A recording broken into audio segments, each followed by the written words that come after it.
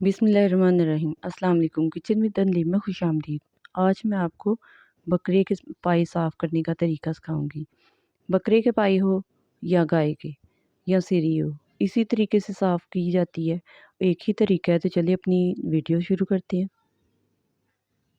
Video शुरू करने से पहले हमारे चैनल को सब्सक्राइब करें और नई वीडियो की नोटिफिकेशन के लिए बेल आइकॉन ज़रूर प्रेस करें।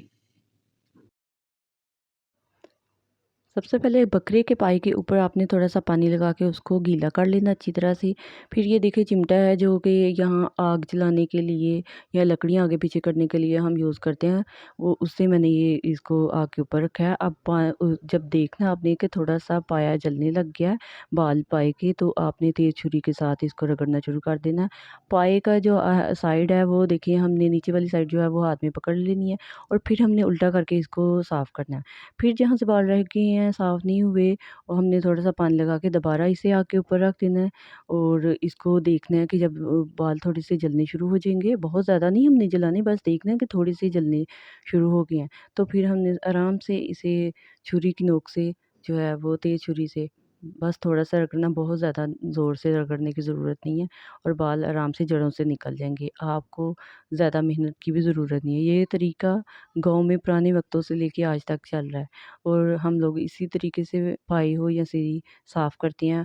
बकरे के पाई हो या गाय के पाई या सिरी, इसी तरीके से एक ही तरीका है इसके साफ़ करने का।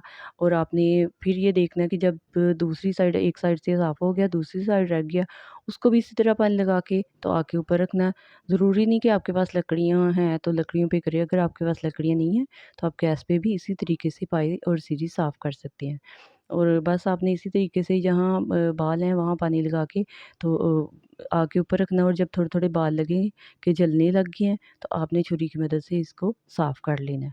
बहुत ज़्यादा मेहनत नहीं है इसमें और वो तरीका दूसरों को भी बताना चाहिए जो तरीका आप यूज़ करते हैं और आपको अच्छा लगता है और जिसमें आसानी भी हो। आपको मेरी वीडियो अच्छी लगी तो दोस्तों में शेयर करें, वीडियो को लाइक करें और मेरे चैनल को सब्सक्राइब करें। अब रह गई बात ये आगे से कि पंजा बहुत हार्ड सा होता है, इसको कैसे साफ़ किया जाए, इसका बहुत झंझट होती है कि ये क्या करें अब। अब इसको भी ये यूँ ही करना है, ये देखिए थोड़े से बाल रह गए थे, वहाँ मैंने पानी लगाया और दोबारा आग के ऊपर रख दिया और इसको थोड़ी-सी बस इसे सेक लगाएँगे और इसके बाल थोड़े से वहाँ जलने शुरू होंगे और साथ ही हम छुरी से साफ़ कर लेंगे। ये पाया आराम से साफ़ हो गया और आपको दिखा भी दिया। और अब छुरी की नोक से जो है वो आगे से पाया काफ़ी गर्म है, तो ऐसे हम नोक से साफ़ कर लेंगे और इसी तरीके से आपने आराम से साफ़ कर लेना, बहुत ज़्यादा मेहनत की ज़रूरत नहीं है। बाकी पाई भी मैंने इसी तरह साफ़ कर ली हैं। साफ़ करने का ही ज़्यादा मसला होता है, आप सिरी हो या पाई इसी तरीके से साफ़ कर लें। एक पाया जैसे आपको साफ़ करके दिखाया, इसी तरीके से आपने बाकी पाई भी साफ़ कर लेनी है और बाद में आपने गर्म पानी करके इसको अच्छी तरह से धो लेना है। मिलते हैं एक नई वीडियो के साथ, तब तक के लिए अल्लाह हाफ़िज़।